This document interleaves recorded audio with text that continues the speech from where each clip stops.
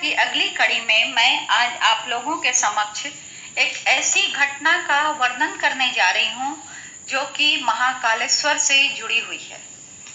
देखिए, जिस प्रकार कुछ भक्त भगवान से मिलने के लिए व्याकुल होते हैं, उसी प्रकार वे व्यक्ति जो बड़े नेक दिल वाले हैं, परमार्थ करते हैं, सेवा करते हैं और दूसरों का दुख दर्द को अपना समझ के उसको दूर करने का प्रयत्न करते हैं, तो उनको भी प्रभु बहुत मानते हैं। वो भले पूजा पाठ नहीं करते, लेकिन प्रभु अपनी पूजा सेवा भाव में ही मानते हैं और ऐसे लोगों से मिलने के लिए वो भी बहुत बेताब रहते हैं। ऋग्वेद में भाग 4 में मंडल 10 है, सूक्त 149 में कहा गया है, गावय इव ग्रामम भूयुधि रिवा स्वर्ण वाश्रेव वत्सम सुमना दुहाना पतिरिव जाया मभि नो नयेतु धरता दिवस सविता विश्ववारह।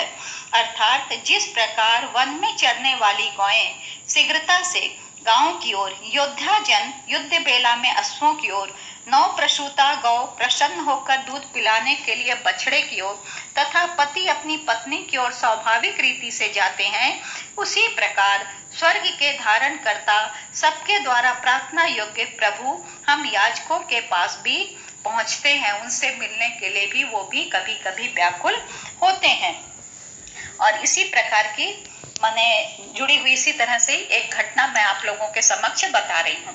मेरी एक दोस्त है पूर्वा दुबे, उसके पति मनीष कुमार दुबे हैं। पति पत्नी दोनों की महाकाल मंदिर के प्रति गहरी आस्था है। उन दोनों की यह मान्यता है कि महाकाल दर्शन के पुण्य प्रभाव से कभी भी अकाल मृत्यु नहीं आती। अतः पूर्वा और उसके पति मनीष दुबे उनका एक ही बच्चा है, उसके साथ उसको संग लेकर के हर वर्ष छुट्टियों में महाकाल के दर्शन करने जाते हैं। एक बार की बात है, मनीष दुबे जी अपने जिसको ऑफिस में वो माने काम करते हैं, वहीं दोस्तों के संग बैठ के खाना खा रहे थे। बात ही बात में मनीष जी ने अपने मित्रों के सामने महाकाल की महिमा का गुणगान कर दिया। महाकाल की महिमा सुनकर उनके मित्र राजीव मंडल और विनोद यादव इतने भाव विभोर हो गए कि वे लोग मनीष जी से भी कहने लगे कि जब आप जाएंगे तो हमको भी साथ ले लीजिएगा और हमें भी महाकाल का दर्शन करवाइए। दूसरी ओर उनके एक मित्र एसी राय, जो हैं तो बड़े नेक इंसान, परमार्थी, परंतु वो मूर्ति पूजा में को विश्वास नहीं करते। ईश्वरीय पूजा में जो सगुन पूजा है या निर्गुण उसमें विश्वास नहीं करते। हाँ, उनका यह है कि एक शक्ति है जो पूरे विश्व को चलाती है, ठीक है, उस शक्ति में विश्वास करते हैं, लेकिन मूर्ति पूजा को वो ढोंग मानते हैं। अतः वो कहने लगे, अरे ऐसा कुछ नहीं है, आपकी वहां गहरी आस्था है, अतः आपको लगता है कि वहां साल में एक बार दर्शन कर लेने से प्रभु हमें हर संकट से बचा लेते हैं। मैं राय जी आपकी निंदा, दुबे जी मैं आपकी निंदा नहीं करता, आपकी भावनाओं का उपहास नहीं करता, परंतु मेरे विचार से यह सब ढोंग है। मनीष दुबे जी ने राय जी से कहा, आप एक बार मेरे साथ यूं ही घूमने के बहाने से उज्जैन चलिए, वहां महाकालेश्वर के दर्शन करने से आपको आनंद नहीं आए तो कहिएगा। राजीव जी तथा विनोद जी भी राय जी से महाकालेश्वर दर्शन माने करने के लिए चलने का आग्रह करने लगे। अंततः राय जी ने भी साथ चलने की हामी भर ली।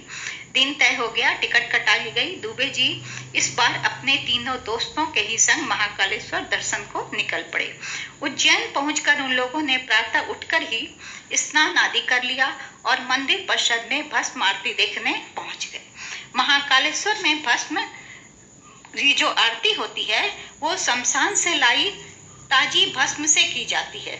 उस समय मंदिर में विद्युत का प्रकाश भी बंद कर दिया जाता है और मात्र दीपक जलता है। दुबे जी अपने सभी मित्रों के संग सुबह सुबह ही पहुंच गए थे भस्म आरती देखने। अतः वहां पे महाकालेश्वर के वो दर्शन किए, भस्म आरती देखी और अत्यंत प्रसन्न हुए। फिर सभी मित्र भैरव बाबा, शिप्रा नदी आदि दर्शन भ्रमण करते हुए जमशेदपुर वापस आ गए। जमशेदपुर आने के करीब 10-15 दिन बाद राय जी ने स्वप्न देखा कि वे लोग दोस्तों के संग भस्म आरती देख रहे हैं। बिजली गुल होने से चारों ओर अंधकार छाया था, मात्र दीपक का प्रकाश मंदिर के अंदर जल रहा था। जो हो रहा था वो बहुत थोड़ा माने थोड़ी रोशनी थी, क्योंकि दीपक से ज्यादा वो रोशनी नहीं हो रही थी।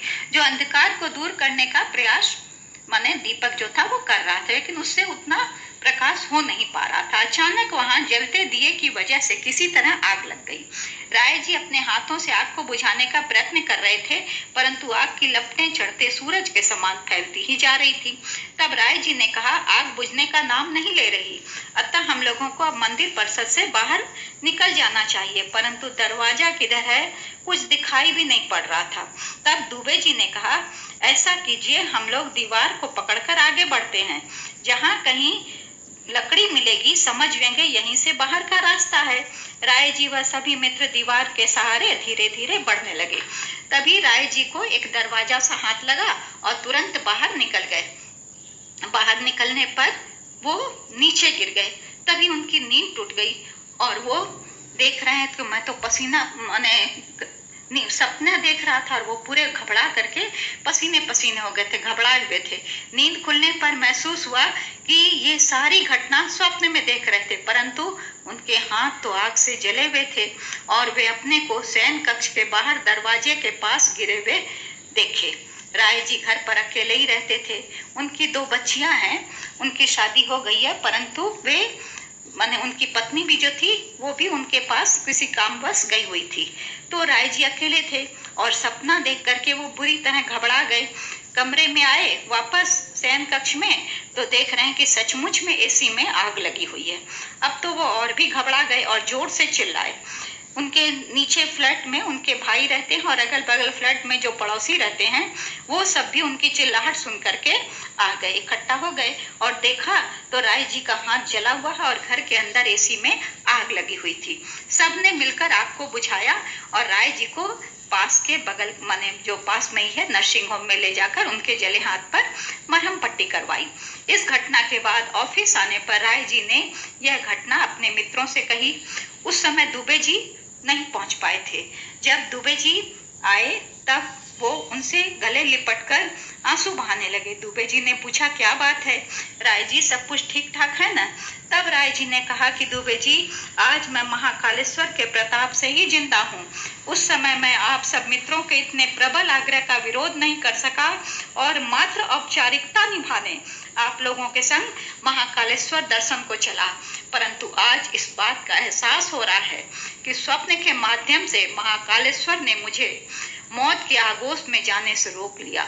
स्वप्न में मैं मंदिर के दरवाजे से नीचे गिरा, परंतु खुद को देखा कि दूसरे कमरे के बाहर मैं जमीन पे गिरा और मेरी नींद टूट गई। हकीकत में मैं शयन कक्ष के दरवाजे के बाहर गिरा था। स्वप्न में मंदिर में आग लगी देखा, हकीकत में शयन कक्ष में एसी जलते देखी। स्वप्न में हाथों के जरिए आग बुझा रहा था, हकीकत में मेरे हाथ जले हुए थे।